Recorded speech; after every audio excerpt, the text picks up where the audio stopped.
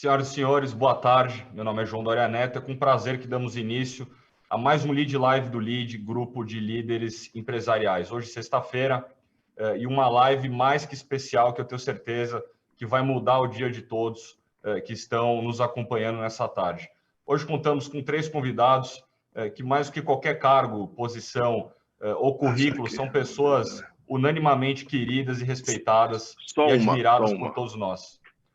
São eles o secretário da Fazenda do Estado de São Paulo e ministro da Fazenda de 2016 a 2018, Henrique Meirelles, o embaixador especial da FAO para o cooperativismo, ex-presidente do Lide Agronegócio e ministro da Agricultura de 2003 a 2006, Roberto Rodrigues, e o nosso chairman do Lide, ministro do Desenvolvimento, Indústria e Comércio Exterior de 2003 a 2007, Luiz Fernando Furlan. Apresento também que também não deixa de ser querido, respeitado e admirado, William Vac, que fará a moderação dessa live, conduzindo esse encontro de hoje, e o Vitório Danese, presidente da Simpress, que participará do debate ao final da apresentação dos nossos palestrantes, qual deixo, Vitório, nosso agradecimento em nome de todo o LEAD por apoiar essa iniciativa e viabilizar esse encontro. Rapidamente, a dinâmica do nosso encontro de hoje, cada convidado após a saudação do William, o William já vai passar aos nossos convidados para fazer uma breve apresentação de até 10 minutos em cima do tema. Lembrando, aqui são convidados com bagagem e experiência incrível, são todos, foram ministros de governos anteriores, vão passar um relato sobre o futuro do nosso país, um relato muito interessante de cada um dos convidados. Terminando as apresentações, que seguirá a ordem, começando do nosso Roberto Rodrigues, seguido do Luiz Fernando Furlan e terminando com o Henrique Meirelles. William Vac já conduz o debate com as suas perguntas e também peço a vocês que estão nos assistindo que mandem suas perguntas, super importante a participação de todos. Essas lives são feitas para vocês, então mande sua pergunta através da caixa de mensagem embaixo do player que nós vamos direcionar as perguntas aqui. Vou quebrar o protocolo, como o nosso ministro Furlan é nosso convidado especial hoje, vou pular a sua tradicional saudação e já passar ao William Vac para dar início ao nosso encontro, nossa live de hoje. William, bom dia, a palavra é sua. Muito obrigado, Johnny. Boa tarde a todos. É sempre um enorme prazer e extraordinariamente enriquecedor para mim, do ponto de vista profissional, ter a oportunidade de participar de um evento desse tipo. Infelizmente, sou obrigado por razões comerciais a reiterar aquele meu negocinho da bula, aquele disclaimer. Eu estou aqui em caráter pessoal, no meu CPF. Nada do que eu disser tem alguma coisa a ver com a emissora para a qual eu vendo meus serviços toda noite. Aliás, conto com a audiência de todos vocês. Mas por razões comerciais é importantíssimo que eu deixe isso registrado. Nada do que eu disser espelha, reflete, é mandato de qualquer coisa relativa à CNN Brasil. Vamos lá. Esse encontro é particularmente rico porque há uma grande dúvida nas elites dos vários segmentos empresariais brasileiros e das nossas elites econômicas em geral. Se, e aqui temos 3 representantes de setores que se deram muito bem na vida privada e empresarial, cada um no setor de finanças e de serviços, o setor industrial, o Furlan, o setor da agricultura, o Roberto Rodrigues, ambos com vasta experiência e conhecimento do funcionamento da nossa economia no setor privado, e os 3, o Meirelles ainda está com o pé lá dentro, né? E os 3 com uma passagem muito significativa do outro lado da trincheira, do lado da formulação de políticas públicas, do lado da experiência em como que política e economia no Brasil convergem ou não e como que uma depende da outra. Então, é extraordinariamente fascinante o que esses 3 têm a nos dizer, particularmente em função da experiência que eles adquiriram no mundo privado e a experiência que eles trataram de levar para o mundo público da política e como que isso funciona ou não funciona no Brasil. Vamos começar, então. Roberto Rodrigues, a palavra é sua. Muito obrigado, William, pela apresentação simpática, como sempre. Obrigado ao Líder também pela oportunidade. A conversa aqui é olhar para frente, né? Mostrar o que a gente pode esperar de cada um dos setores em relação à recuperação da economia brasileira. Eu vou começar dizendo que a expectativa que existe no mundo todo hoje em relação ao futuro está centrada em duas questões muito importantes: segurança alimentar e do alimento e sustentabilidade. São os dois temas que marcam os horizontes do futuro com bastante clareza. E ambos têm a ver com saúde pública, saúde humana, principalmente, e ambas passam pela agricultura. Então, a agricultura terá um papel central no futuro de curto e médio prazo para a recuperação da economia brasileira. Até porque a agricultura não pode parar. Os setores tiveram que parar, a agricultura não pode parar. A agricultura tem uma atividade determinada, é uma atividade determinada pela natureza. São fatores e forças externas à vontade humana. A gente tem que plantar quando chove, tem que colher quando está seco, tem que tratar o tempo inteiro. Então, a agricultura nunca pode parar e, por isso, ela tem um papel muito interessante. Na pandemia, a agricultura brasileira mostrou uma coisa extraordinária. Foi um dos poucos países do mundo, o Brasil, que aumentou as produções agrícolas na pandemia. Ao contrário do que aconteceu em geral no mundo, houve uma redução do comércio internacional, o Brasil aumentou. E aumentou de forma significativa em dois temas principais, que são proteína e energia. Para você ter uma ideia, a soja teve um aumento de 25% das exportações, as carnes, 6,5% é proteína, e o açúcar, 48%. Sem falar em farinhas, que tiveram um aumento de 45%. Então, nós aumentamos 4 coleções de produtos produtivos que o mundo inteiro compra baseado nessa demanda: energia e proteína. Por outro lado, não obstante, logo no começo da pandemia, vários prefeitos fecharam as cidades, nós tivemos postos de gasolina fechados também, inibindo o trabalho dos caminhoneiros.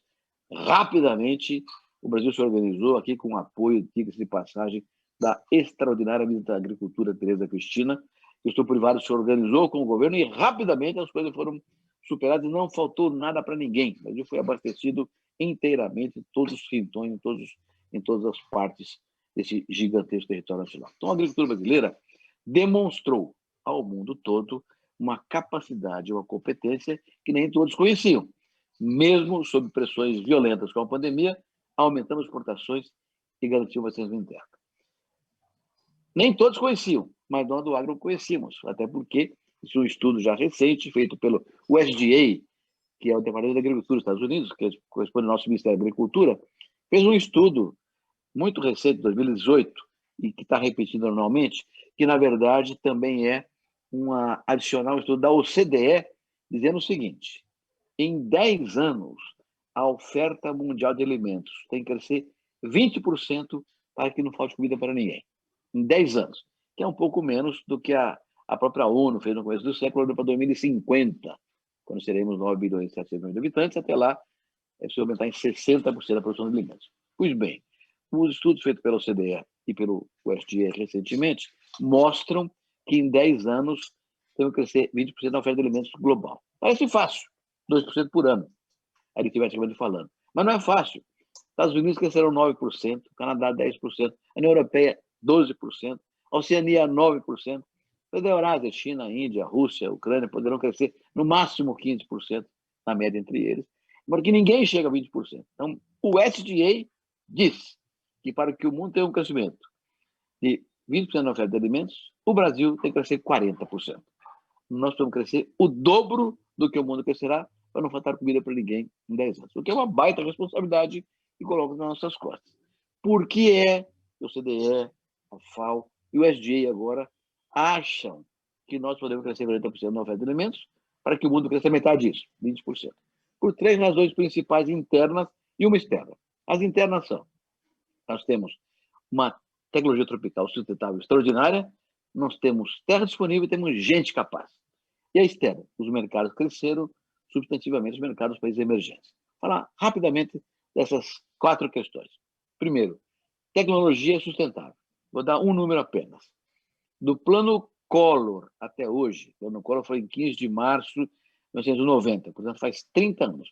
Do plano Collor até hoje, a área plantada com grãos no Brasil cresceu 74%. E a produção de grãos cresceu 345%.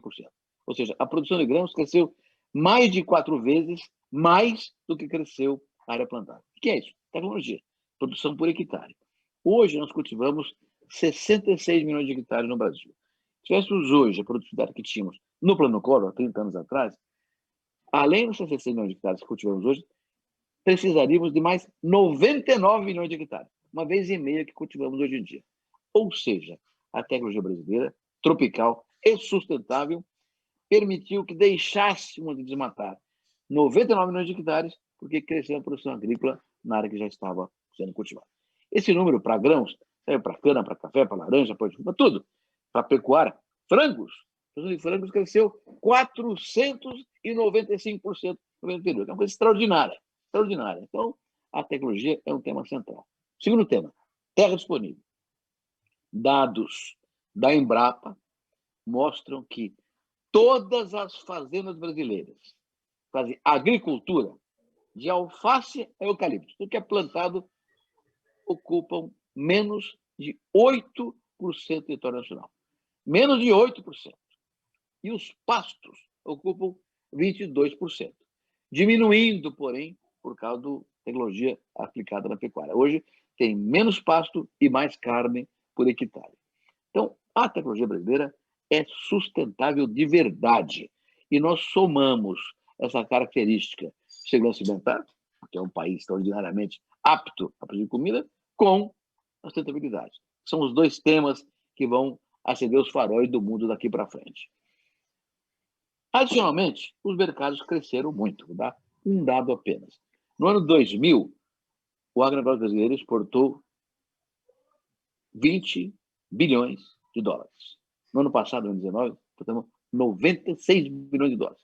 Aumentamos mais de 4 vezes num período importante em que a redução de produção de exportação no mundo caiu por causa da crise de 2008, 2009, 2010. Nosso agronegócio exportou 4 vezes e meia mais nesses 9 anos.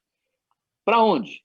No ano 2000, os Estados Unidos e a União Europeia, nosso principal mercado, representavam 60% das exportações. No ano passado, só 34% das exportações. Diminuiu? Diminuiu em termos relativos. Em termos absolutos, crescemos pelo volume que cresceu em termos absolutos também. Então, como é que se explica essa diminuição relativa? Simples. Em 2000, a China era 2,7% do nosso mercado. No ano passado, foi 34% do nosso mercado. Ou seja, em 2000, nós exportamos 500 milhões de dólares. No ano passado, mais de 30 bilhões de dólares. O crescimento exponencial da China foi seguido por outros asiáticos, como Indonésia, Malásia, Tailândia, Filipinas, e países que estão hoje demandando alimento. Então, e esse tema da demanda continua aceso por um longo período ainda. Fatores diversos, entre os quais a peste suína africana, a gripe aviária e outros, reduziram a produção na China e em países asiáticos, abrindo espaço para países produtivos competitivos, como é o caso do Brasil. E as questões internas nossas, tecnologia, terra e gente capaz, olha, isso é uma coisa espetacular. Eu ando pelo Brasil inteiro e ando muito também por outros países do mundo vendo a agricultura. Na Europa, na Ásia, os agricultores estão envelhecendo. Os jovens não querem ficar no campo, então a idade média está aumentando ano a ano. Aqui, aonde eu vou, eu sou sempre o mais velho. É uma juventude preparada, capaz, habilitada, que trabalha com TI, com digitalização, com conectividade, andando na fronteira do conhecimento que o mundo todo acompanha no Brasil. Então, os 3 fatores, terra, tecnologia e gente, que nos trouxeram até hoje crescendo, persistem. E o quarto, que é o mercado internacional, também persiste. Concluindo, portanto, nós temos uma condição notável de, através da agricultura, ajudar o país a sair da crise. Até com a última informação. O Brasil esse ano terá uma redução do PIB grave, 5%, 6%, ninguém sabe exatamente quanto será o tamanho da nossa queda do PIB. A agricultura crescerá 2,5%, mesmo na crise. É isso, William. Obrigado. Obrigado, Roberto. A gente já volta para as perguntas. Vamos passar logo a palavra ao Furlan. Furlan, seus 10 minutos, por favor.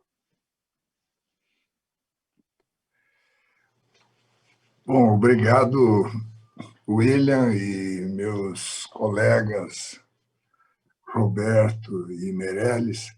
Eu vou começar contando uma historinha minha com Meirelles, né? Quando o Lula foi convencido a ir para Davos, que foi em janeiro de 2003, né? Os únicos no governo que já tinham estado lá eram Meirelles e eu. E nós fomos antes. que era para preparar o caminho e também sentir a temperatura das coisas lá, né? Só que na véspera do Lula chegar, o Meirelles estava falando com um jornalista na rua, na calçada, em cima do gelo, e levou um tombo. E ele estava a 15 metros da entrada do fórum. E o médico tinha saído para fumar, saiu correndo e falou para ele, não se levante que o senhor quebrou a perna. E ele, todo cara que leva tombo, quer se levantar, bater a neve e fica envergonhado. Bom, em resumo, ele foi direto para o hospital e foi feita uma cirurgia nele. E eu fui visitá-lo de tarde e ele estava já com a perna levantada. Então, ele não participou do fórum, né? E ainda teve que ficar lá vários dias em convalescença. Essa é a primeira história do Meirelles. E aí o Lula foi para lá e não pôde contar com ele. Bom, quando fui para o governo, Roberto Rodrigues e eu, se fizesse a mesma pergunta para um e para outro, tinha 99% de chance de ter a mesma resposta. Portanto, hoje é a mesma coisa. Eu concordo bastante, totalmente com ele, e nós somos colegas já há muito e muito tempo. No campo que eu tenho mais experiência, hoje uma das coisas que impacta muito são as novas formas de trabalho, não é? Nós já vínhamos, no setor que eu conheço mais, com investimentos em automação, e nesse momento você percebe que há determinados trabalhos que, até por razões de segurança e saúde, estão evoluindo para não ter a mão de obra das pessoas que tradicionalmente tiveram, né? Ao mesmo tempo, olhando do ponto de vista da infraestrutura, né, nós vamos ter necessidade menor de back-office, de menos escritórios, as indústrias, os bancos, né, a maneira das pessoas comprarem, as maneiras de transacionarem, né, tudo isso está fazendo uma revolução. O Roberto até não entrou mais profundamente com o uso de tratores não tripulados e drones, e que o fazendeiro fica numa sala com várias telas e ele consegue controlar várias máquinas ao mesmo tempo, sem necessidade de piloto, né? Tudo isso implica numa mudança conceitual e também, ao mesmo tempo, em novos empregos, né? Outra mudança também que está acontecendo muito forte e que impacta também as empresas é esse acesso à educação e à saúde, né? O Dr. Google e outros, hoje você tem uma informação profunda, até com opiniões de especialistas que você reconhece, que te dão respostas, muitas vezes, muito melhores do que o profissional que está te atendendo, seja na educação, seja na saúde. Isso, muitas vezes, gera uma situação onde o cliente, o aluno ou o paciente ele acaba sabendo mais do que o professor e do que o médico normal, um médico de interior, um professor de escola básica. Isso está acontecendo, né? E nem sempre essa informação ela é verídica, né? isso tudo, eu estou dizendo que impacta no dia a dia de uma pessoa normal. Ao mesmo tempo, eu vejo também uma dificuldade na valorização de marcas. Agora mesmo, nessa pandemia, as empresas de segmentos de mercado sofreram enormemente, porque há coisas que o consumidor ele tem que usar os 5 sentidos. Dá prazer usar os 5 sentidos para ter alguma coisa, para olhar, tocar, sentir, ouvir, né? De repente, houve uma correria para que tudo está na distância de um clique, né? Você faz uma pesquisa e aí resolve, e clica, e o produto muitas vezes vem, você nem sabe de onde. Então, há uma mudança que já existia fortemente nos Estados Unidos, onde a garantia é dada pelo intermediário. Ou seja, se você compra alguma coisa pela Amazon ou pelo Mercado Livre e você recebe, por alguma razão, não é aquilo que você achou que era, você pode devolver, né? Independente de você interagir com o fabricante ou com um varejista daquele setor. Esse tipo de mudança de mentalidade que está afetando não só as pessoas de idade normal, mas eu vejo também pessoas idosas que estão aprendendo a lidar com isso, com essa facilidade, né? de interagir, de comprar, de devolver se não gostar. Tudo isso vai afetar a indústria, o trabalho, né? Você, eu acho esquisitíssimo, né? Que você vai no Sam's Club, né? E compra uma caixa de lenços de papel, né? Bem normalzinha, com a marca de marca própria do Sam's Club, e aí você vê que é made in China. Caramba, o Brasil exporta celulose e nós estamos comprando lenço de papel feito na China. São coisas impensáveis até algum tempo atrás, e de uma empresa até há pouco tempo que era americana aqui no Brasil. Então, certas coisas de mudança de mentalidade, de adaptação. Essa história do home office, eu nunca imaginei na minha vida que eu ia trabalhar em casa. Quando eu saí de Brasília, eu fui obrigado a fazer 4 meses de quarentena, porque eu era detentor de informações confidenciais. E minha mulher me disse assim, se você ficar em casa, nós vamos brigar e você vai se chatear muito. Aí nós fomos fazer um curso em Boston, porque durante a quarentena, e foi muito bom, porque eu aprendi, fui lá aprender sobre desenvolvimento sustentável, e me apaixonei pelo tema, que é o tema que o Roberto falou.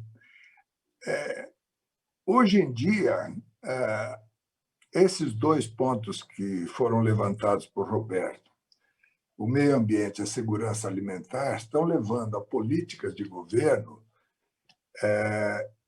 que, em linhas gerais, estão colocando o Brasil na berlinda.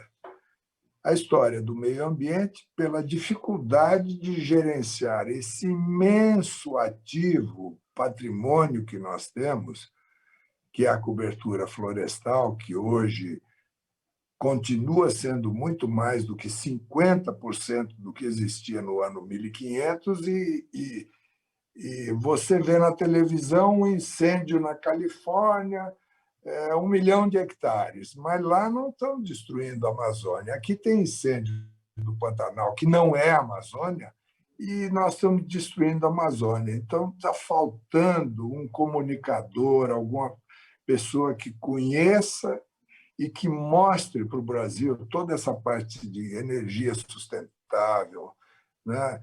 De preservação ambiental, de Mata Atlântica, de tantas outras coisas que nós temos, de uma variedade imensa, uma biodiversidade imensa, né? De plantas, de animais, de insetos.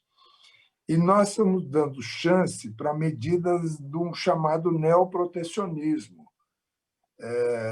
A segurança alimentar, eu vou dar o exemplo da Rússia. Alguns anos atrás, a Rússia era grande importador de proteína animal. E o Putin fez lá um grande projeto de segurança alimentar nessa área. E hoje, surpreendam-se, a Rússia exporta proteína animal, porque fizeram lá criações intensivas com apoio do Estado, a dinheiro custo zero, e virou um concorrente, não é? Ao mesmo tempo, ninguém fala do meio ambiente da Rússia. Alguém fala do meio ambiente da Índia? O Roberto e eu já fomos à Índia várias vezes. Lá, para você achar um galho seco, você precisa caminhar muito, porque não tem mais árvores, não tem galho seco, né?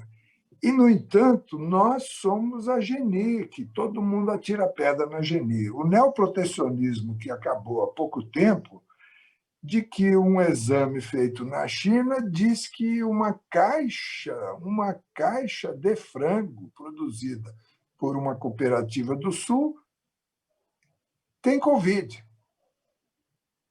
E isso, obviamente, é uma oportunidade para pedir desconto de preço para todos os exportadores brasileiros. Então, esse tipo de coisa que nós precisamos ter atenção. E, né, há poucos dias, participando do encontro com o ex-ministro da União Europeia, Pascal Lamy, também da OMC, ele falou com todas as letras que não vai avançar o acordo União Europeia-Mercosul enquanto o approach do Brasil sobre a Amazônia for o de hoje. Pô, nós trabalhamos 20 anos para costurar esse acordo. Quando começou, eram 15 países a União Europeia. Hoje são 27 e 28. E todos têm que ratificar no seu parlamento. E nós estamos jogando fora um trabalho de 20 anos por não lidar convenientemente com a questão da sustentabilidade. Eu vou ficando por aqui, porque eu fiquei pensando quando se teve essa ideia de chamar os três tenores, e claramente o Meirelles é o barítono, né? Porque a voz dele é aquele uó, uó, uó, uó. O Roberto é um tenor porque ele canta todas as noites. E eu não aprendi a cantar. Então, vou esperar o Meirelles e vou até sugerir, William, que você fale assim, chama o Meirelles, que foi o bordão da campanha dele. Foi feito o chamado, Meirelles, seus 10 minutos, por favor.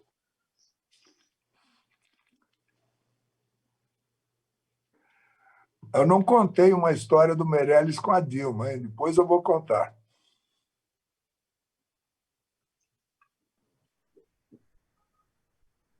Eles brigavam o tempo inteiro.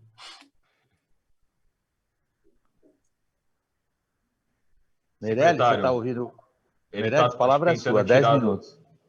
Está tentando tirar do mudo ali do lado dele. Ele está nos ouvindo, não? Espero que sim. É que o microfone dele está no mudo.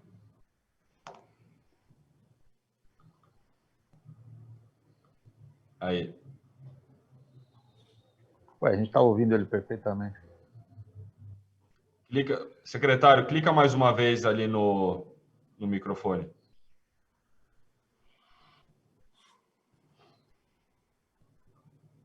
Aí, agora sim. Ok. Tudo bem. É porque aqui avisou que o anfitrião é que me colocou no mudo, mas tudo bem. Tá, mas deixa eu começar por uma questão que é um caso interessante, mas também entra, por acaso, num tema bastante profundo, que é esse episódio mencionado pelo Furlan sobre a reunião de Davos de 2003. O evento foi concentrado num tema de globalização e os efeitos da globalização. E aí eu vou linkar com o que aconteceu ali comigo. Eu saí de uma reunião com jornalistas, né, um café da manhã com jornalistas, estava caminhando de volta para o centro de convenções, caminhando, na realidade, ao lado, sim, de um jornalista, hoje editor aí de um jornal importante. E ali, em Davos, tem uma característica interessante, né, já que nós estamos falando aqui sobre essas questões de meio ambiente, etc. Normalmente, na maior parte dos países que neva muito, se coloca sal na calçada para derreter a neve e as pessoas poderem andar na calçada. Em Davos, para ficar uma coisa mais bonita, e considerando que todo mundo anda de automóvel, lá, pela própria característica de ser uma estação de inverno na montanha, eu saindo do evento de jornalista, fui pegar o meu carro, antes então de começar a caminhar, fui pegar o meu carro e o trânsito estava bloqueado, e aí veio o link, porque estava havendo uma manifestação anti-globalização. Quer dizer, militantes anti-globalização foram para Davos para fazer essa manifestação. Então já existia essa movimentação. Aí o episódio foi interessante porque eu, ao invés de caminhar em cima da calçada, eu tive que caminhar na rua, né? E tinha subido a temperatura e caído, a neve tinha se transformado em gelo. Aí veio um carro da polícia na rua, correndo, por causa da manifestação, e eu tive que tentar sair da rua para subir na calçada que era um gelo. Então, ali, de fato, torci o pé e caí, e isso que ele mencionou é correto no sentido que veio um médico correndo, falou: "Senhor, fique quieto, porque o senhor fraturou o tornozelo, o senhor vai direto aqui para o hospital." Pus ela na Suíça, e mais ou menos 2 minutos ou menos, estava lá a ambulância, me levou lá para o hospital. Um dado interessante, Fulano, é que, apesar de eu não ter participado lá das reuniões no centro de convenção, devido à minha experiência anterior como presidente global de uma instituição financeira e frequentador assíduo de Davos, muitos investidores foram lá no hospital me visitar e perguntar sobre essa história desse governo no Brasil, do PT, e se isso ia significar uma radicalização do Brasil, e etc. Eu atestei que a minha presença, o próprio fato de eu estar ali, o próprio fato do Roberto Rodrigues estar no governo, do Furlan, etc., mostrava o caráter pragmático, além de ter pessoas também da esquerda, mas que tudo isso poderia indicar que nós, enquanto estivéssemos lá, iam conduzir uma política saudável. E foi exatamente o que aconteceu. Mas o tema da globalização, eu enderecei, não só lá, mas posteriormente. Eu me lembro, um pouco antes disso, quando eu saí da direção do Bank Boston globalmente e tive uma breve experiência política quando eu me candidatei a deputado federal e fui eleito, etc. Não tomei posse porque renunciei para ir ao Banco Central. Mas, fazendo uma palestra para estudantes, eles me perguntaram: o senhor é contra a globalização vai acabar com o Brasil, com o mundo, etc., porque tudo vai ser produzido fora. Eu disse, olha, essa questão de globalização precisa ser melhor entendida. Você sabe o que é globalização? Não, ninguém sabia. Eu falei, olha, eu estava fazendo campanha numa cidade da qual era originária a família da minha mãe. E eu disse a eles, olha, vou explicar. Quando meu avô foi prefeito daqui a primeira vez, ele foi 3 vezes prefeito, ele, em 1927, trouxe para cá a ligação do telégrafo. E, nesse momento, a globalização chegou em Anápolis. E aí, Roberto, veja você o seguinte, naquele momento, o pecuarista lá da cidade, né, ele passou a ter acesso por telégrafo, ou o produtor de arroz, ou que fosse milho ali, ele passou a ter acesso por telégrafo não só a Bolsa de São Paulo, mas até a Bolsa de Chicago, no sentido de ter informações online, e ele deixou de depender do intermediário.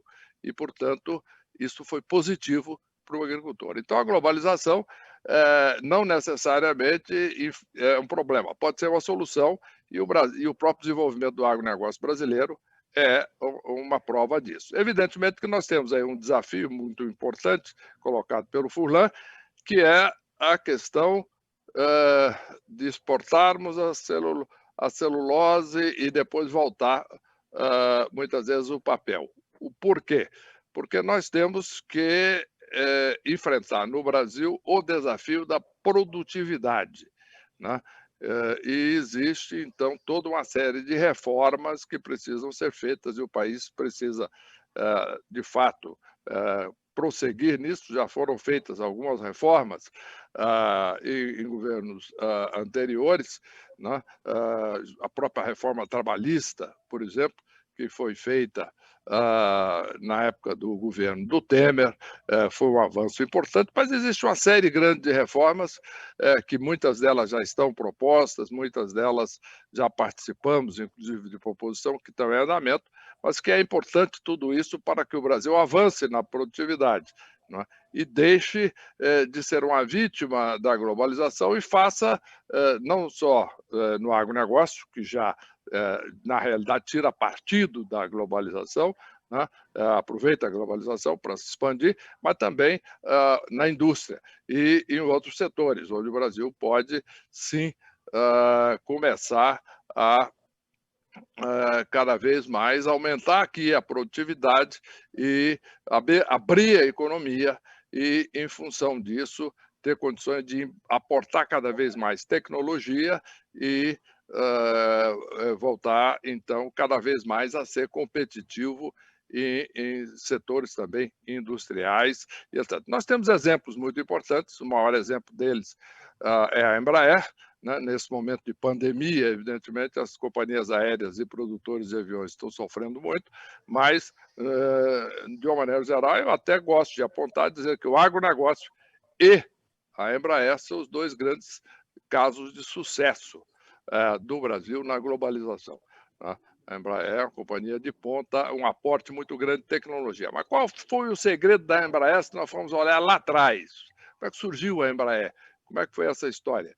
Ela surgiu porque existia lá o Instituto Tecnológico da Aeronáutica, lá em São José dos Campos, uma grande disponibilidade de mão de obra especializada, engenheiros eletrônicos, elétricos, etc., metalúrgicos, e essa mão de obra especializada permitiu o surgimento ali de uma indústria aeronáutica.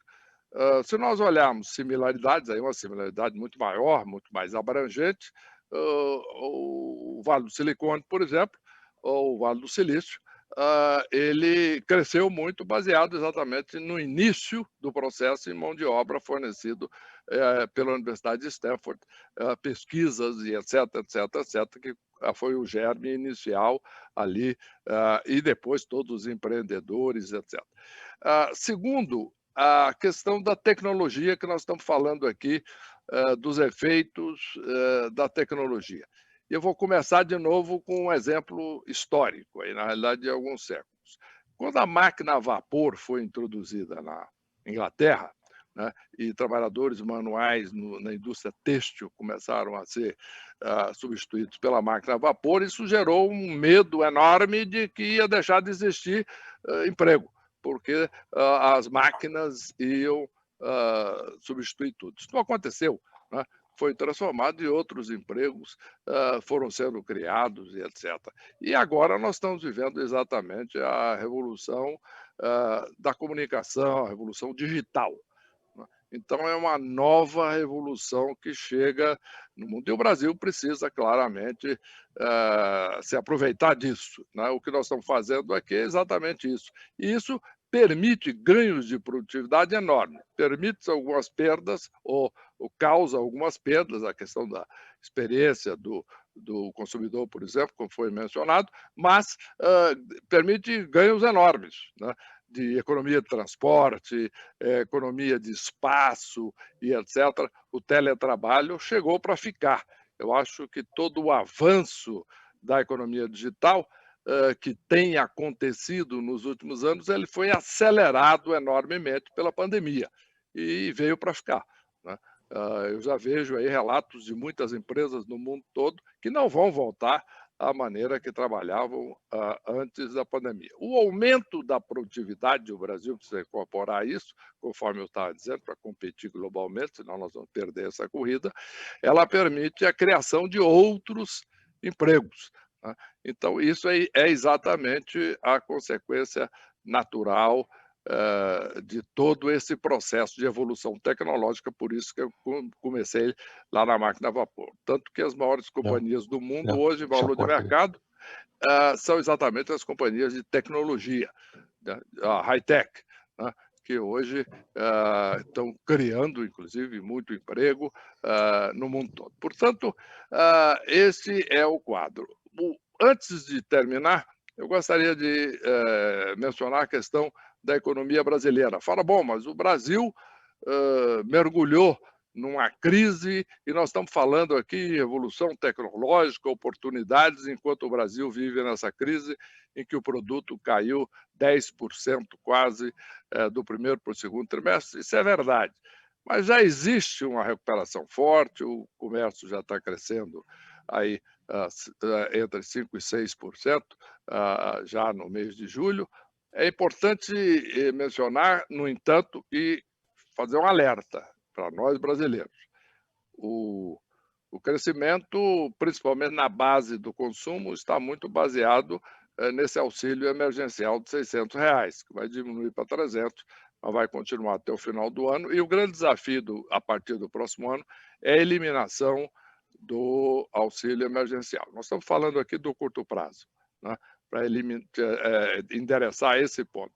Agora, por outro lado, estão chegando aí várias vacinas experimentais que, no momento em que as vacinas forem aprovadas e começarem a ser aplicadas em massa, isso vai gerar um impulso muito grande na economia do mundo todo, inclusive do Brasil. Então, no caso do Brasil, nós deixamos de ter o auxílio emergencial, que tem dado essa base para a retomada do consumo, principalmente para o segmento de baixa renda, mas, por outro lado, nós teremos cada vez mais a volta das atividades na medida em que a pandemia seja vencida e a vitória final será certamente pela vacina. Existe uma série de vacinas aí que estão avançando muito. São Paulo está aí com o Instituto Butantan e com a vacina produzida pela Sinovac chinesa, a Coronavac, está aí nessa corrida no bom sentido, de produzir a vacina juntamente com outras que venha exatamente permitir que o Brasil também enfrente isso. Temos que tomar um cuidado final, que é a questão fiscal, né? Nós chegaremos no próximo ano com a dívida pública aí quase 100% do produto. É muito importante que voltemos a aplicar a disciplina fiscal no Brasil e que os investimentos e o crescimento seja trazido pelo setor privado. e não pelo governo. Não só setor privado nacional, mas internacional. O mundo está com muito dinheiro, está muito líquido, porque os bancos centrais do mundo todo baixaram muito a taxa de juros, existe muita liquidez, e eu próprio sou procurado aqui por grandes fundos internacionais que têm muito recurso e que estão procurando oportunidade de investimento, inclusive no Brasil. Então, nós temos aí um problema grave, mas a solução está à vista, que é principalmente a questão da vacina, e a partir daí o país pode entrar num ciclo de crescimento virtuoso se controlar a parte fiscal e dar liberdade, condições e maior produtividade, e eliminando burocracia e toda a série de problemas que prejudicam a economia brasileira, permitindo que o setor privado, seja na indústria, seja na agricultura, seja no comércio, possa, de fato, investir, criar emprego, produzir e levar o Brasil para crescer como deve e como tem potencial. Obrigado. Meirelles, obrigado, obrigado, Roberto, obrigado, Furlan. Vamos lá, este é um público que não gosta de perder tempo. Eu tinha mesmo essa sensação no começo, quando esse evento deu aí, quando a bola começou a rolar no nosso campo, que ia ser fascinante, de fato é. Vejam, vocês que nos acompanham no público, nós estamos falando de 3 homens, 3 carreiras, e eles mais ou menos situaram um ponto, um corte, como a gente diz, uma data de corte, que é o fim do governo Fernando Henrique, começo do governo Lula, e o que era o ambiente de globalização ou não em 2003, já lá se vão quase 20 anos. Se vocês olharem o arco histórico que esses 3 homens traçaram, olha quanta ironia a gente viveu nesse período. Quem podia imaginar que dos protestos contra a globalização num aprazível resort de inverno na Suíça em 2003, o principal inimigo da globalização hoje é o presidente americano. Nós tínhamos, naquele começo de governo Lula, uma sensação que então nenhum de nós percebeu, mas que é um ciclo histórico que não vai se repetir por mais de uma geração, que foi o superciclo das commodities, e que levou, em boa parte, o nosso presidente, o Roberto conhece bem, que ele viu isso de dentro também, o nosso presidente acreditou, num determinado momento, que o superciclo das commodities era por causa dele. Do ponto de vista da política brasileira, nós estávamos ali no começo do mensalão, e aquilo só piorou, foi para o petrolão. E passamos nesses quase 20 anos, nos quais a extraordinária experiência desses 3 homens nos trazem essas referências tão ricas, por um processo disruptivo, turbulento, que ainda não nos mostrou muito bem para onde a gente vai na política brasileira.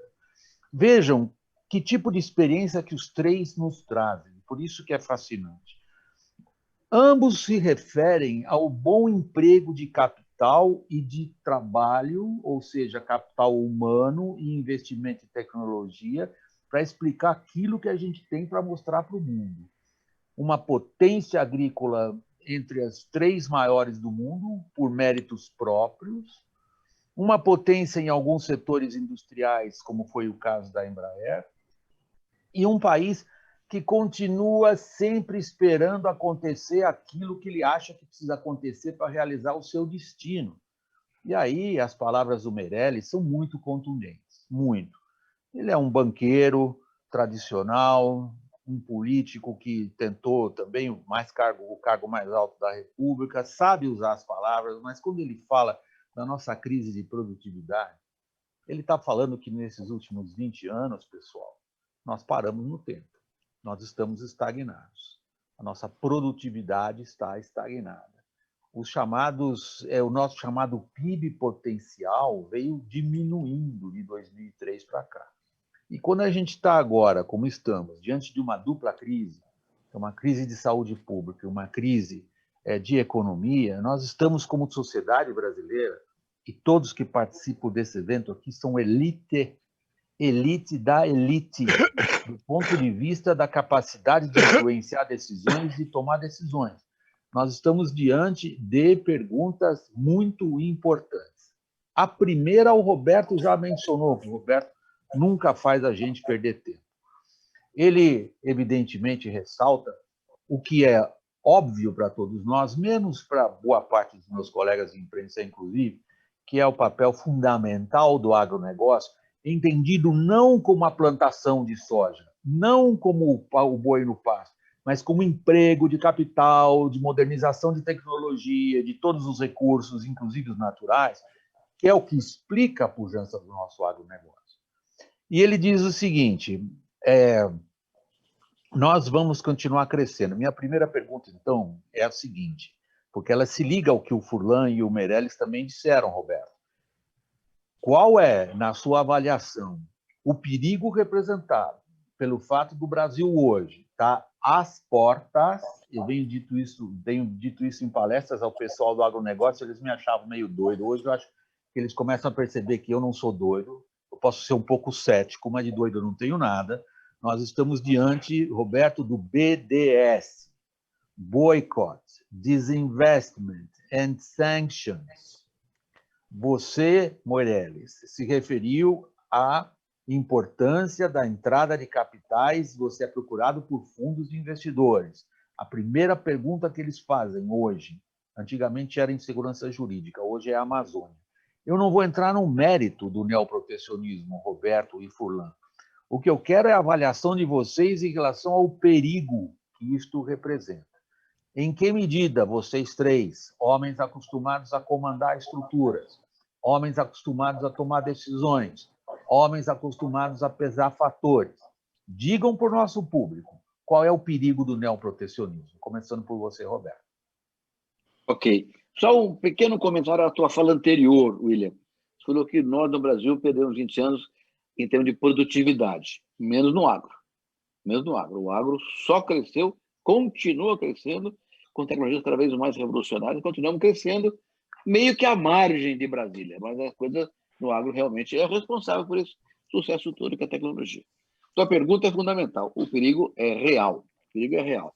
E é um perigo que tem diferentes vertentes. O Furlan já falou sobre isso quando fez uma referência ao que o Pascal Lamy anunciou, né? Que é possível que o nosso grande acordo da União Europeia-Mercosul fracasse por causa de imagem, né? Então, o perigo é a imagem. O que nós sabemos hoje? Nós sabemos que a agropecuária brasileira é extremamente sustentável, em 98% da sua expressão. Mas tem um pedaço que não é. Tem um pedaço que desmata ilegalmente, tem um pedaço que faz incêndio criminoso, tem um pedaço que invade ilegalmente. Existe isso de fato. Então, o que nós temos que fazer, penso, e você tem sido muito expressivo nessa direção, William, é mostrar a realidade. E a realidade é clara. Nós temos um setor sustentável, produtivo, eficiente e capaz. Mas nós temos um defeito de alongamento do processo. O rabo está ruim. O corpo inteirinho é bom, mas o rabo está balançando o corpo inteiro, que é o traço da ilegalidade. Então, nós temos que reconhecer que há ilegalidade, temos que assumir e é que combatê-la de verdade e fazer a lei ser cumprida. William, o Código Florestal, que você conhece muito bem, foi feito em 2012. Até hoje não é implantado. Na Amazônia, milhares de pequenos produtores foram levados para lá por governos anteriores e até hoje não tem a posse da terra. Como é que ele vai fazer crédito rural se não tem como oferecer de garantia para o sistema financeiro? Ele acaba cortando uma árvore ilegalmente porque não há outra solução para ele. Então, temos que fazer a lei ser cumprida. A questão fundiária ser resolvida e a questão ambiental ser cumprida pelo Código Florestal. Com essas duas coisas, mostrando o erro, mostrando o acerto, eu acho que podemos consertar o horizonte. Maravilha. Vamos fazer no ritmo do painel. Eu vou interrompendo vocês para dar aos três sempre a oportunidade de responder rápido e colocar logo as perguntas do público. Furlan, você usou a expressão, o meio ambiente colocou o Brasil na berlinda. Você nos vê saindo dessa berlinda como, Furlan? Olha,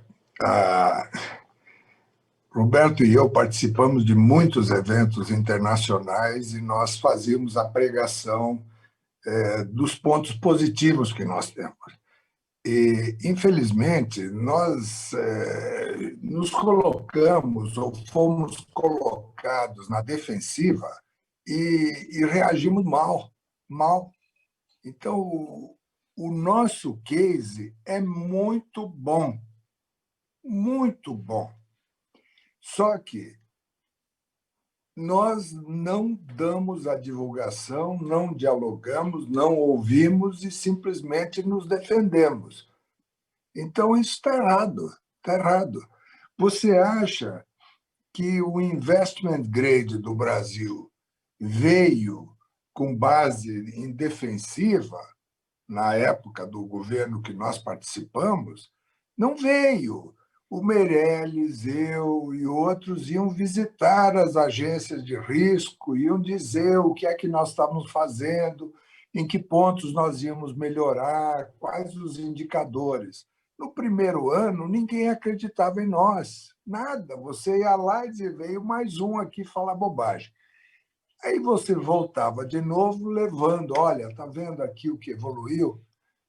E, de repente, veio o Investment Grade, que é, no fundo, é a avaliação do risco Brasil, né? Então, no caso do meio ambiente, é a mesma coisa, precisa ter os indicadores. E quando diz a umidade na Califórnia está 10% e a seca é a maior que teve lá, então qualquer coisa dá um incêndio. Lá tudo bem. Agora, no Pantanal, está acontecendo a mesma coisa, porque o Pantanal não encheu como tinha que encher todos os anos. Não, aí é a Amazônia.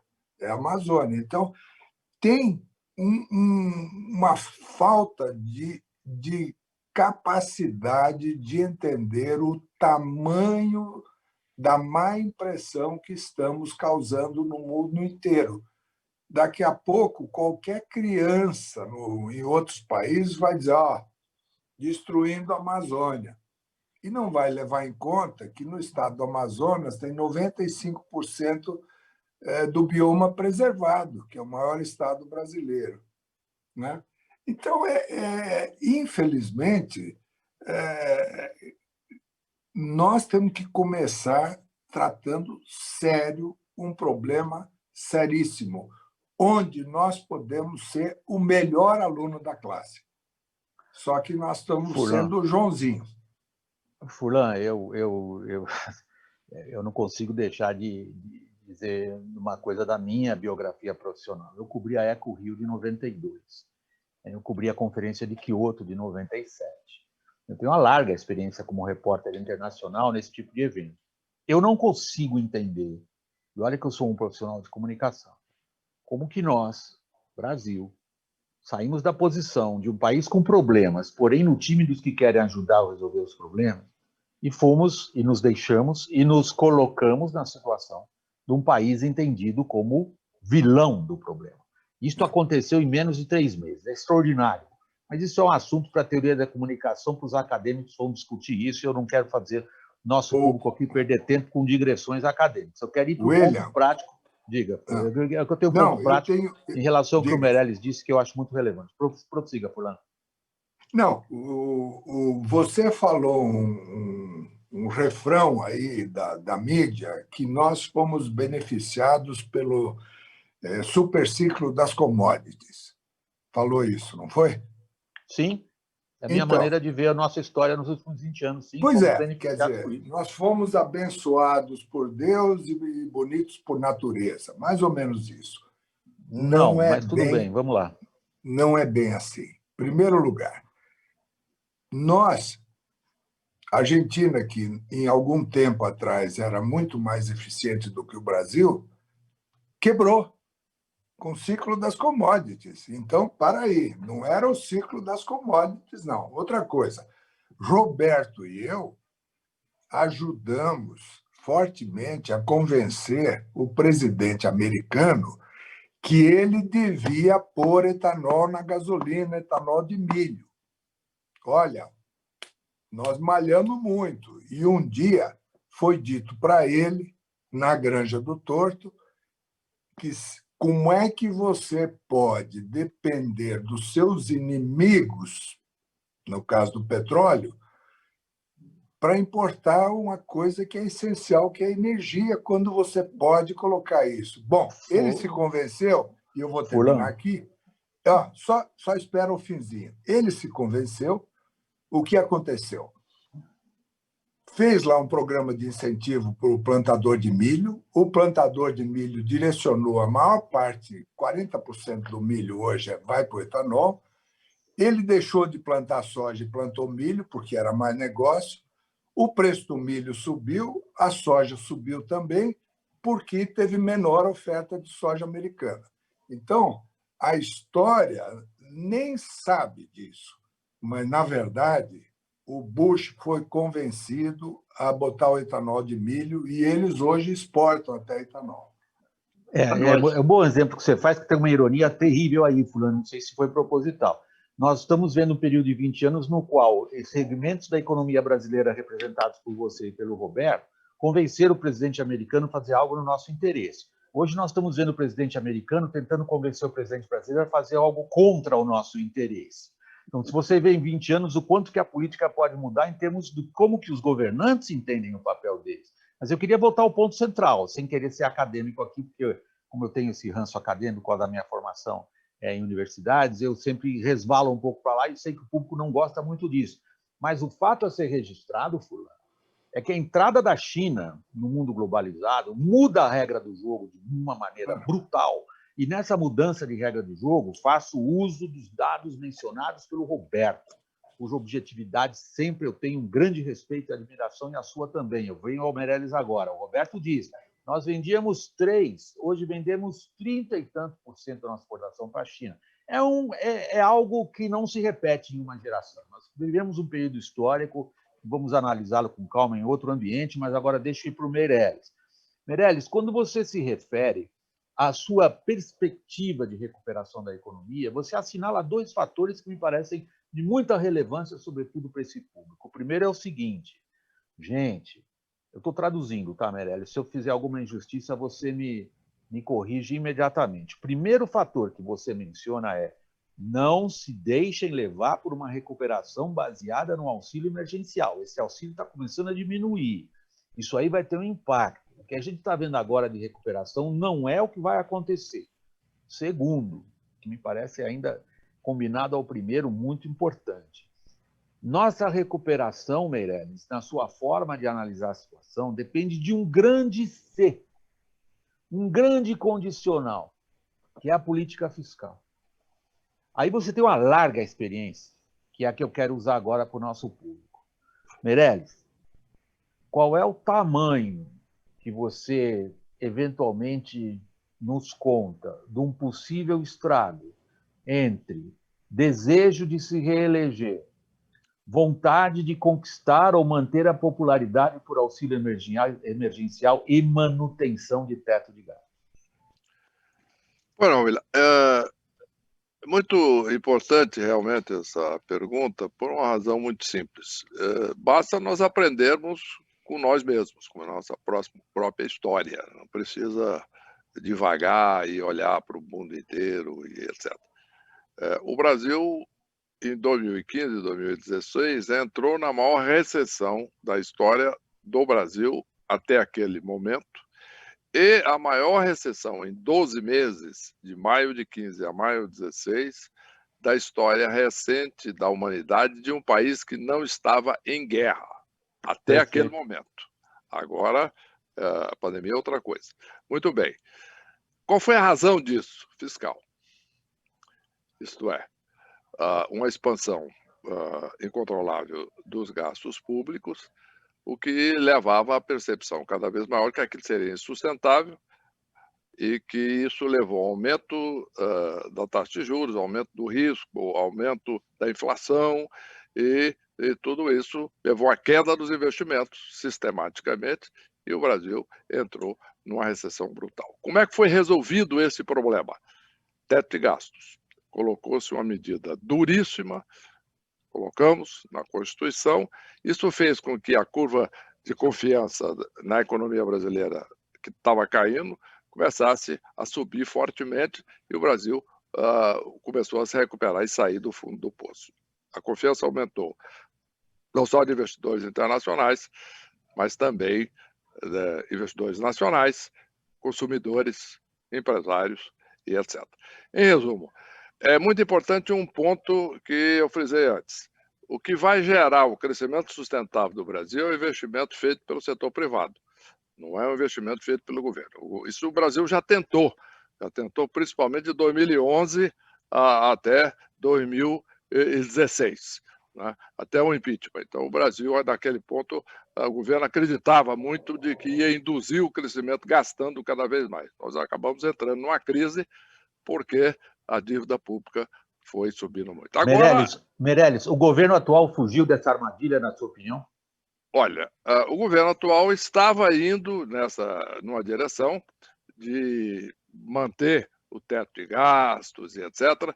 E nós já tínhamos uma perspectiva de estar crescendo em termos razoáveis aí em 2020, cerca de 2,5%. Mas aí entrou a pandemia. Agora que aqui mora o perigo. Entrou a pandemia, o governo vai gerar esse ano um déficit de 800 bilhões de reais. Inevitável. Isso acontece quase no mundo inteiro, tem que enfrentar a crise, tem que emprestar, tem que ter auxílio emergencial, tudo muito bem. Só que tem que dar uma sinalização muito forte, e aqui mora o perigo, de agora sim, saindo da pandemia, nós vamos controlar as despesas e, a partir daí, aproveitando o ambiente mundial de juros baixos, inclusive no Brasil, mas no mundo todo, de absurda inundação de liquidez no mundo inteiro, nós temos condições, então, de atrair investimento para o Brasil. Aí você entra em 2 pontos fundamentais. Primeiro, a questão do sustentável e da mensagem, né? Isso é muito importante. Foi mencionado aqui o problema da mensagem, o rabo balançando o cachorro. Quer dizer, se nós olharmos a matriz energética brasileira, 57% é hídrico, que não polui, né?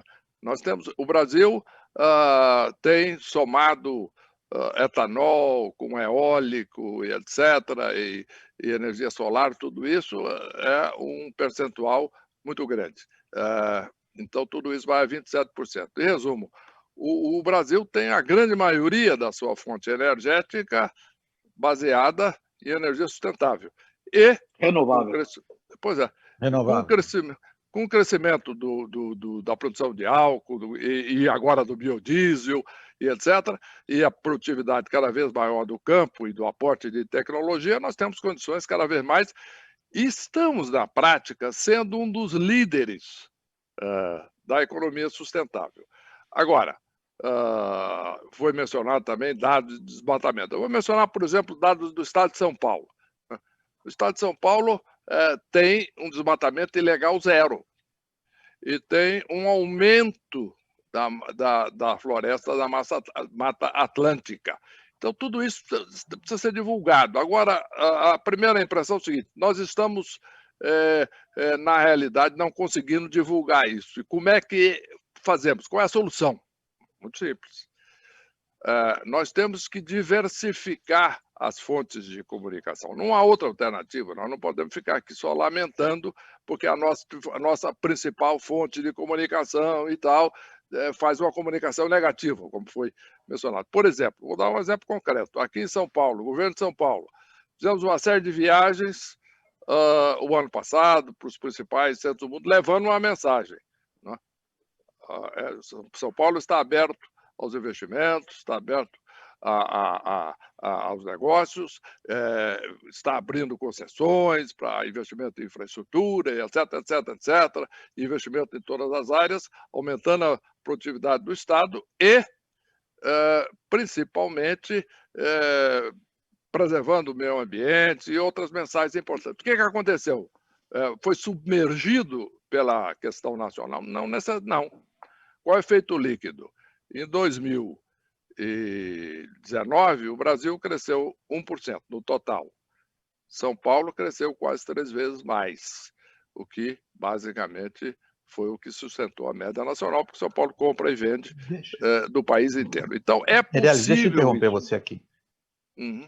Pois não. Tá, deixa eu interromper você aqui, porque você está colocando uma série de aspectos que eu quero incluir o Roberto e o Furlan na conversa, em benefício das pessoas que nos assistem. Veja, vocês três têm uma experiência inestimável, que é que eu estou querendo explorar mesmo, garimpar essa experiência de vocês, que é a situação do homem público, diante das circunstâncias que mudam, como que os homens públicos tomam suas decisões.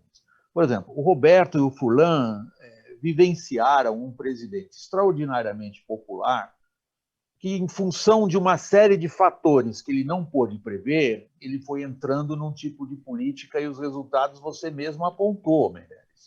Você apontou a pior recessão de um país que não estava em guerra. Nós somos um exemplo mundial nesse sentido. Eu quero trazer essa experiência de vocês para o momento atual. Você, Meirelles, coloca uma ênfase muito grande, natural e que eu endosso, no papel do setor privado e na questão da confiança. E aí é que eu começo pelo Roberto. Roberto, você mencionou um fator importantíssimo do ponto de vista do investidor. Quando você fala do Código Florestal, Roberto, você não está falando de outra coisa, senão da segurança jurídica.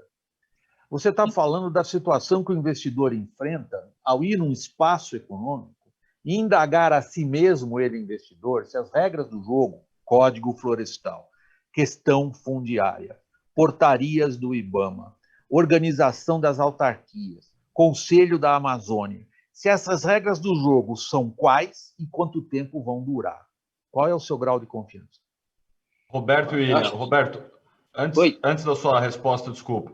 William, passando a resposta do Roberto, vou pedir que você passe ao Vitório para ele direcionar a pergunta, para dar tempo de direcionar a saudação óbvio, dele e a pergunta dele peço também. Desculpas ao Vitório. Não, imagina. Me empolguei com a conversa. Não, a gente segura exatamente para a gente manter essa dinâmica. Aliás, é um baita programa de televisão. Quando acabar essa porcaria, quero botar vocês três sentados, fazer um painel com vocês três. A CNN vai ter um programa chamado Fórum. Estão convidados já. Roberto, por favor, eu estou aguardando, estou tomando tempo de vocês, aguardando sua resposta. Vamos lá, a palavra é tua. Bom, segurança jurídica é tudo. Você tem certeza, você tem razão. Óbvio. O Meirelles citou o debate da reforma trabalhista. Foi um sucesso. A melhor reforma que aconteceu nos últimos anos foi a reforma trabalhista para o setor privado brasileiro, para o investidor estrangeiro e brasileiro. E agora, nós precisamos da reforma tributária, nós precisamos da reforma do Estado, nós precisamos gerar confiança no país para que a segurança jurídica é o único caminho para isso. Eu tenho toda a razão. Eu tenho escrito sobre isso o tempo inteiro. É preciso que as pessoas acreditem na gente de forma que o Estado funcione e a segurança no investimento traga certeza do retorno. Então não vai ter investimento. Tá bom. Vitório, desculpe, eu atropelei você aí. Peço desculpas novamente. Por favor, a palavra é sua e eu retomo logo depois. Por favor. Imagina.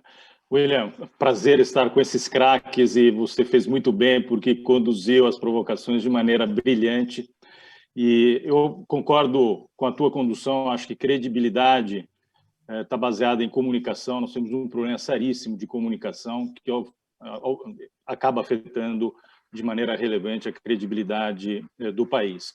O tema é futuro, acho que a gente tem um tema muito vasto, muitas horas para percorrer, para conseguir falar sobre isso, e acho que já teve várias perguntas endereçando parte desse tema. Eu vou fazer uma pergunta mais conjuntural ao ministro Meirelles, que ele corretamente falou da possível retomada. Claro que essa retomada está se dando em cima de bases muito baixas, então, se não tivermos todos os elementos necessários de controle de gastos, etc., dificilmente será uma retomada sustentável. Eu acho que nos últimos dias apareceu um outro risco que eu queria que você nos desse a oportunidade de mensurar. Pela primeira vez desde a crise de 2015, a gente vê a inflação de alimentos aparecendo nos índices. E pela primeira vez desde 2015, a gente vê a inflação do dólar, da desvalorização cambial, aparecendo, eventualmente, alguns índices inflacionários correlacionados com alimentos. O quanto que esse aparecimento pode se transformar num risco de perda de poder aquisitivo de uma população que já perdeu uma renda tremenda nos últimos anos? Vitório, antes da resposta do Meirelles, rapidamente, o que é a Simpress? Opa, rapidamente. Me empolguei. Simpress é a maior empresa de outsourcing de infraestrutura, de equipamentos de tecnologia, outsourcing de impressão, de PCs e de mobilidade. Mais de 250 mil equipamentos sob gestão em todo o território nacional e 1.200 clientes ativos de médias e grandes empresas, atendendo através de filiais próprias 80% do PIB brasileiro. Os 20% que não temos filiais, temos revendedores que operam o nosso modelo de negócio. Obrigado pela lembrança, Johnny. Obrigado. Vitória, você está com um Meirelles. problema igual do governo federal de comunicação. Como é que a gente não sabia disso? Eu preciso patrocinar mais vezes o LEAD. Não, tem muita Não, gente que não, sabe, não. e grande maioria das empresas do LEAD são Olha, nossas clientes. caramba, estou impressionado, né? Alguém Obrigado. de nós quatro aí sabia disso? Não. Não, O ministro Meirelles foi meu cliente no Banco Central, Então, na época tá que ele vendo? é presidente do Banco Central. Tudo bem. Sem Bom, saber. vamos lá. Agora Vamos lá. vou para o meu papel chato de timekeeping. Meirelles, Pois por não. favor, seja breve na resposta para eu colocar mais perguntas e a participação do público, inclusive. Obrigado. Pois não, a inflação de alguns itens de alimentos é um fenômeno que decorre diretamente exatamente do auxílio emergencial, que aumenta subitamente o consumo de alguns desses produtos, e existia uma restrição de oferta que levou, então, os distribuidores a aumentarem muito o preço ali, fazendo um ajuste ali dessa questão da oferta e da demanda. A solução para isso é muito simples, né? Primeiro, essa ideia de importação de curtíssimo prazo é uma das coisas. A ideia de que tem que se assegurar, e aí o agronegócio tem condições de fazer isso, um aumento rápido aí da oferta desses produtos, mas, apesar de ser dramático e muito importante, porque isso aí é consumo da população de baixa renda, por outro lado, isso tende a se normalizar, porque o restante da economia ainda está muito deprimido e os preços ainda estão muito deprimidos. Portanto, tem que se resolver um problema aí de oferta, de um lado, de outro lado, de diminuição do auxílio emergencial. Tudo isso vai ajudar a equilibrar esta parte, com a ação também dos órgãos reguladores, e etc., e proteção ao consumidor, tudo isso. Agora, a solução disso tudo, evidentemente, está naquilo que dissemos, na solução estrutural. Nós temos que produzir a vacina, controlar os gastos públicos, o país voltar a crescer e criar emprego, criar renda, aumentar a produção em todas as áreas, e tudo isso tende a equacionar. Agora, qual o ponto positivo disso? O restante dos preços não está contaminado. Ponto negativo, é um item essencial, grave, importante. Para isso, então, tem que se aumentar a oferta, exatamente, seja através de importação, seja de incentivos ao agronegócio, para fazer um ajuste exatamente dessa questão da oferta de curto prazo. É isso. Deixe lá, então, a provocação que o Vitório fez, que foi excelente. A lembrança do Vitório a esse episódio. Vitório, não sei se você tomou conhecimento, a reação no setor varejista foi a pior possível quando foram notificados os supermercados sobre expliquem por que vocês estão aumentando o preço. Eu me lembro do Sarney, eu lembrei do fiscal do Sarney imediatamente, mas eu sou velho, a maior parte dos meus colegas de televisão é tudo garoto. Eles nem sabem quem foi o Sarney, na verdade. Agora vamos ao ponto. Vitório, Meirelles, Roberto e Furlan. Ontem, o Ministério da Economia manda um ofício para o Ministério da Justiça citando Friedrich Hayek. Eu nunca vi um ofício do Ministério da Economia citar o Papa, o Deus do liberalismo, autor do famoso livro A Estrada da Servidão, um adversário feroz das intervenções governamentais na formação de preços, se dirigir aos seus colegas do Ministério da Justiça, dizendo o seguinte: nós aqui somos liberais. Furlan, Roberto e Meirelles. Quanto vocês acreditam nos instintos liberais de quem toma decisões de política econômica no Brasil? Nós vimos Fernando Henrique não conseguiu levar a reforma da Previdência, perdeu por um voto. Lula, essa é a minha maior crítica ao Lula, perdeu grandes oportunidades de levar adiante uma reforma do Estado. Bolsonaro está com 2 reformas aí no forno, administrativa e tributária. Vocês dois, aliás, os 3 se referiram a ela como sendo importante. São as tais medidas estruturais. Começa por você, Fulano. Bolsonaro Olha, vai fazer as reformas que deveria ter feito? olha, primeiro, não, o, o fundador da Sadia dizia o seguinte: quando a pilha sobe, o preço cai, quando a pilha cai, o preço sobe. Então, a lei mais antiga que existe, né, deu dinheiro para o povo foi comprar comida. Né? Agora, dar essa publicidade faz o quê? Quem ia comprar um pacote de arroz, compra dois. Não é assim? Olha, acho que vai subir ou vai faltar. Isso aconteceu no começo da pandemia, o Roberto se referiu, e nós fizemos um grande esforço, nós, fornecedores de alimentos, de assegurar ao varejo que não faltasse, contratando mais caminhões para fazer entrega e tudo. Então, isso aí é uma coisa momentânea e paciência. Né? Hoje de manhã, comprei 3 sacos de batata, que eu faço doação, minha mulher faz doação para uma creche. Eu comprei hoje 40% menos do que um mês atrás, no Ceasa.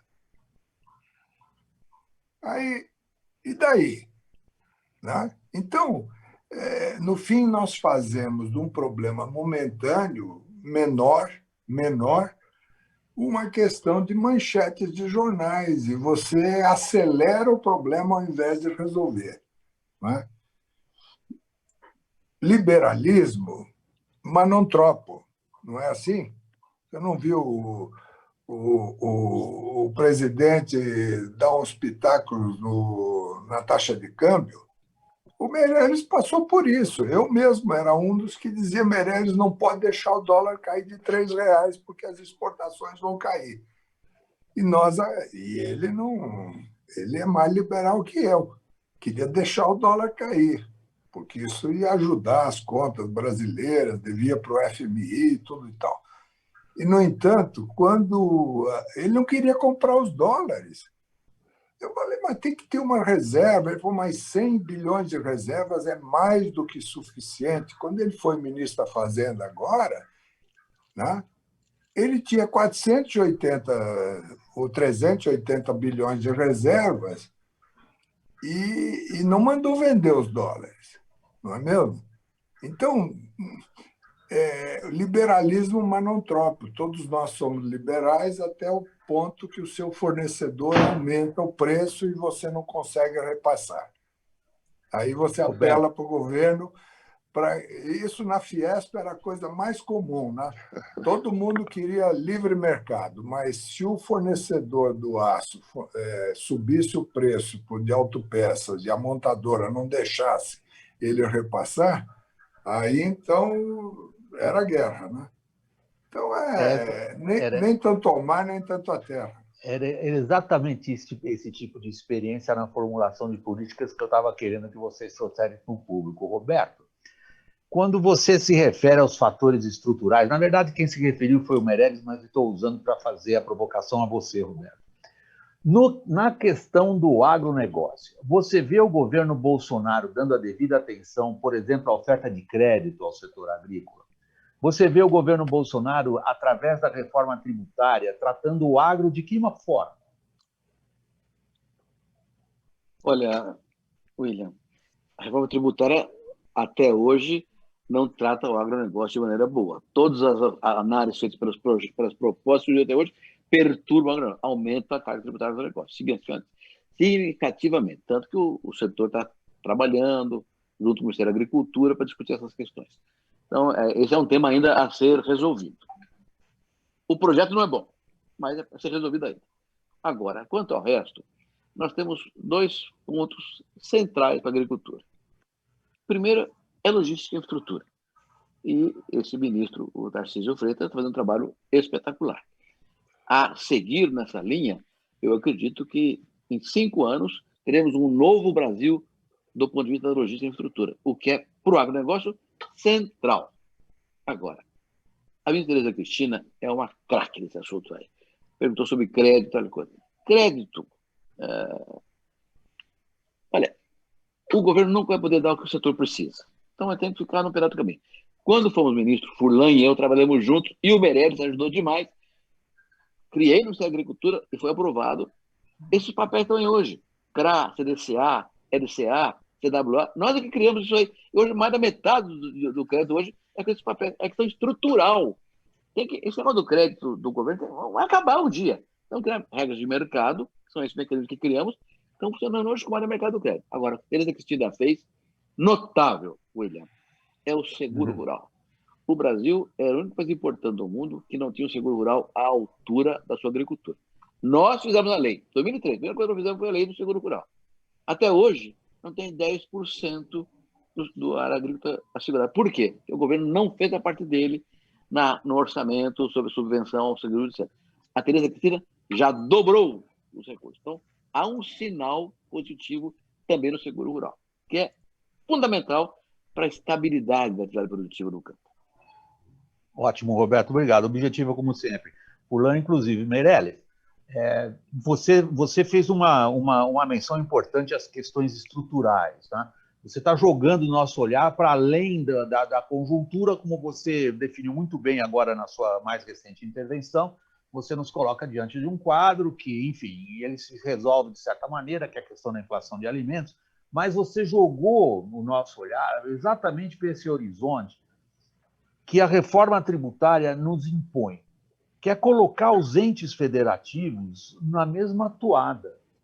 Você está no meio disso, Meirelles, como secretário da Fazenda do estado mais importante do Brasil.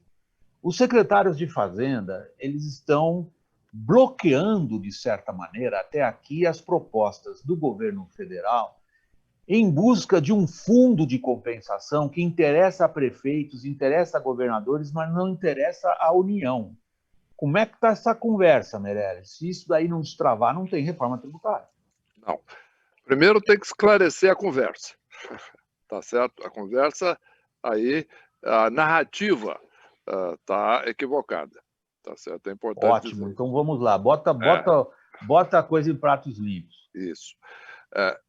Quem está defendendo o Fundo de Desenvolvimento Regional são os estados do Nordeste.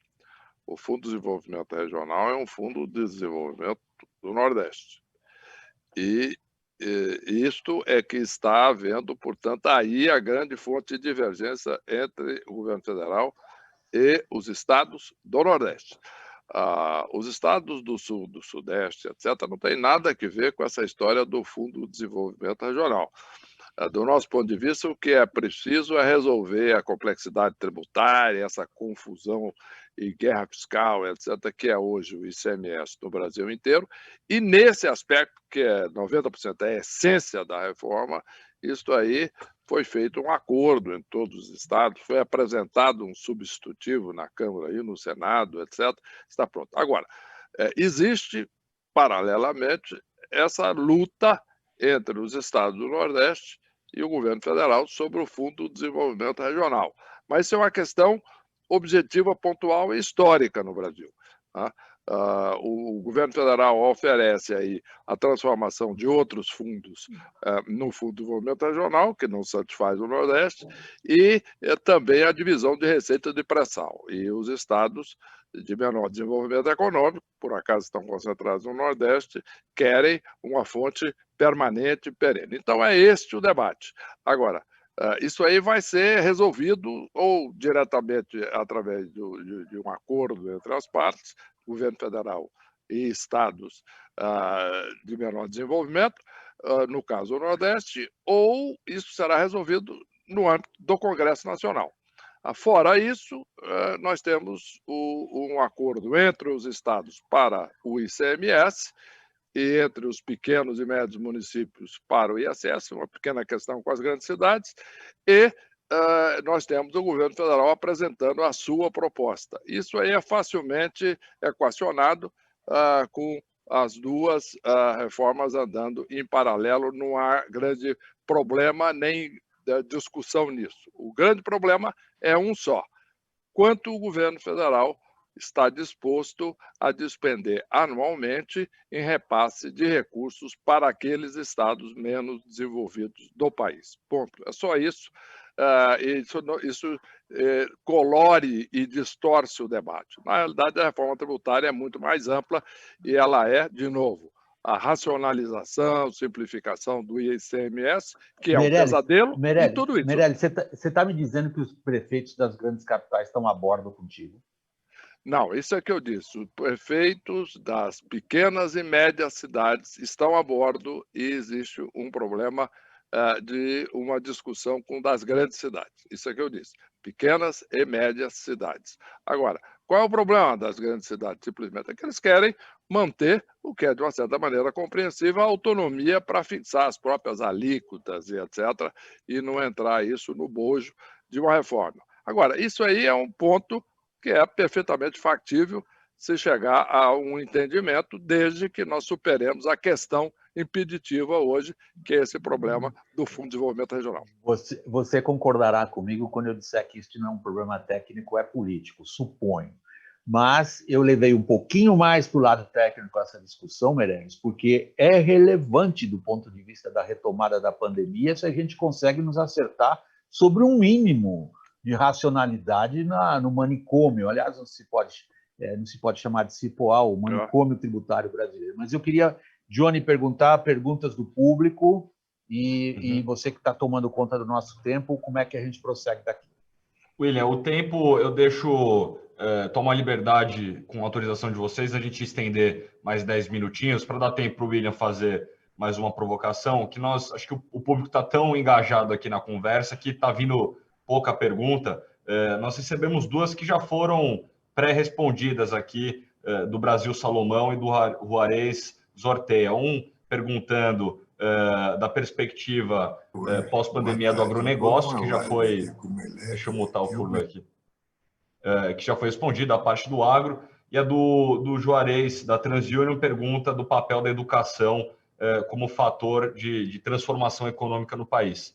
Colocado esses dois pontos, William, eu deixo que você, se quiser, em cima dessas duas perguntas, que eu agradeço aos que mandaram, possa fazer uma última provocação e vamos até às 13h40. William, um breve comentário sobre a reforma tributária. Tá? Eu participei de vários movimentos pró-reforma tributária. Um deles em 1997. Acompanhando o presidente da Fiesp, fizemos um percorrido em Brasília com um bottom na lapela, reforma tributária já. Aí nós fomos lá, falamos com todo... Bom, vocês sabem, não andou. Aí um dia, para fazer uma brincadeira em Brasília, eu ia numa reunião no Palácio Planalto e eu coloquei o bottom na lapela, reforma tributária já. O presidente olhou e falou, pô, que ideia boa, vamos divulgar assim. Eu falei, olha, isso aqui é de 1997, coisa que não andou. O problema da reforma tributária fundamental é que ninguém quer perder. Todo mundo quer, de alguma forma, compensações, isso e aquilo. E esse hedge é feito em cima de quem? É feito em cima do contribuinte. Perfeito. Então, vamos fazer uma alíquota de tanto, se depois der certo, nós baixamos. Perfeito. Mas o hedge é em cima do contribuinte. Eu acho que só a simplificação já ajudaria muito. Deixa eu fazer, então, a pergunta final a vocês três, que é com o intuito de julgar o olhar para frente. Acho que estamos razoavelmente bem situados quanto ao diagnóstico que vocês três participantes, e incluindo o Vitório, fizeram da nossa situação atual. E todos vocês, de uma forma ou de outra, mencionaram a questão de recuperar a confiança das pessoas, sobretudo na capacidade do gestor público de implementar políticas e dar os incentivos onde precisam e renunciar às renúncias onde seja necessário, que é a essência, como você disse, Furlan, da reforma tributária. Vamos à questão do controle dos gastos públicos. Nossa sociedade, desde a Constituinte de 88, cuidou para que os gastos públicos subissem de maneira real constantemente durante 30 anos. chegamos ao encontro com a verdade. Nosso espaço econômico não consegue sustentar o nível de gastos públicos que temos. Uma das maiores contingências dos gastos públicos, fora a questão do orçamento engessado, é o pagamento do funcionalismo. É daí que vem a importância da reforma administrativa. Seria, como ela foi proposta lá atrás, quando Paulo Guedes assumiu, um eixo estratégico de controle da questão fiscal pelo controle de despesas, fora o teto de gastos. Como está a reforma administrativa na sua cabeça, Roberto Rodrigues? Estou levando em conta a sua experiência de participar de governo. Está sendo bem conduzido? Acho que é um pouco mais de pressa nesse negócio aí, né? Mais de pressa e mais de ambição.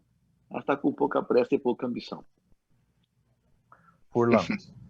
Bom, o que eu aprendi em Brasília é que a grande maioria é silenciosa e aqueles que têm alguma coisa para defender, eles compram passagem de avião, vão lá, pressionam, fazem lobby. E imagina quem já mora em Brasília, funcionário público, esse não precisa nem comprar passagem. Ele vai lá e faz pressão o tempo inteiro. Então, é uma coisa que tem muita gente obstaculizando, muita gente obstaculizando. E não estou falando só de funcionário, não estou falando porque isso mexe com legislativo, judiciário e tantas outras coisas. Outro dia, eu ouvi que o Estado de São Paulo tem 360 desembargadores. Eu nunca tinha ouvido isso, né? A gráfica do Senado tem 800 funcionários.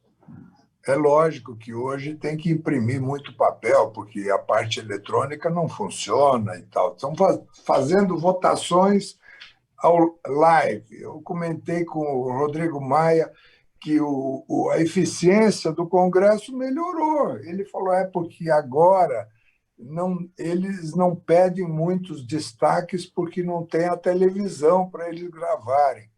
Quer dizer, tem certas coisas que realmente têm oportunidade de avançar. Agora, parodiando um presidente antigo, precisa ter aquilo roxo. Meirelles, deixa eu fazer uma menção ao papel que você exerce hoje. Quer dizer, é fascinante, eu espero que você esteja escrevendo um diário, Meirelles, porque a sua experiência é fascinante. You Are Riding a Fiscal Bomb. Me lembra aquele filme antigo do Kubrick, O Homem que Aprendeu a Amar a Bomba, que termina com aquele general americano sentado na bomba atômica. Você, Meirelles, você está sentado numa bomba fiscal formidável. Formidável. Tenho muita inveja da tua experiência ali, nos detalhes dessas negociações, porque, na verdade, a bomba fiscal que você está riding é a janela antropológica para o nosso país. Isso é o resultado de um consenso social. Esse é ao qual me referi, do crescimento dos gastos, em boa parte via o pagamento de privilégios, aos quais o Furlan acabou de se referir, os tais privilégios adquiridos. Nós, sociedade brasileira, vimos tolerando e nos acomodamos a isso. Como é que você está vendo a reforma administrativa, Meirelles? Vamos separar duas coisas, tá certo? Primeiro, a reforma administrativa federal. A reforma administrativa, o conceito está certo, a linha é exatamente isso, ela tem um grande problema. Ela só vai ser aplicável para novos funcionários públicos que vão entrar e que, portanto, ela vai fazer efeito daqui a 10 anos ou mais. E não é isso que o Brasil precisa. Mas aí vem essas questões todas que já foram colocadas pelo Fulano e pelo Roberto. Bom, mas tem a defesa de interesses, é lógico. Cada um defende o seu interesse, os empresários defendem, etc. O funcionário público vai lá e defende também. Mas compete ao governante tomar decisão, né? E assumir o custo disso e implementar. É possível? É. No estado de São Paulo, interessando diretamente ao seu ponto, nós estamos aqui fazendo, propondo e já enviado, inclusive, a primeira parte da Assembleia de uma reforma administrativa completa. e que resolve o problema fiscal do Estado para os próximos anos completamente. É uma reforma dura, enfrenta muita crítica, porque tem muita gente que tem interesse prejudicado, o que é absolutamente normal, faz parte do jogo democrático, mas estamos fazendo isso em São Paulo. Isso resolverá o problema fiscal de São Paulo para os próximos anos. Isso é possível fazer no governo federal? Mas precisa da decisão política, da vontade política e da capacidade negocial. É isso. Não podia sintetizar melhor. Depende da decisão política, da capacidade política e da vontade. Johnny, com essas 3 expressões, eu fico por aqui. Já aproveito para me despedir do público. Adoro poder participar aqui. O meu ganho é imenso. Explorar mesmo, a palavra é essa mesmo, explorar a experiência desses 3 homens e contar com a paciência e a compreensão de vocês, do público. Johnny, muito obrigado a você, ao Meirelles, ao Roberto, ao Furlan e, sobretudo, a quem nos acompanha.